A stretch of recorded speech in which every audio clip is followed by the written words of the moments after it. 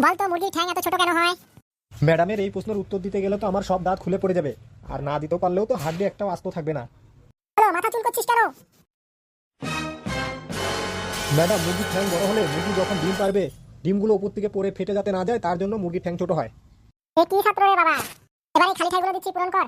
A for apple, B for dash, C for dash, D for dash, E for dash. এই ড্যাশগুলোতে কি বসবে? Madam, A for apple যদি হয় তাহলে বি ফর হবে বাফেল, সি ফর সাফেল, ডি ফর ডাফেল, ই ফর ইফেল। আমি আর এই ছাত্রকে পড়াতে পারবো না। ও ইয়েস ইয়েস ইয়েস।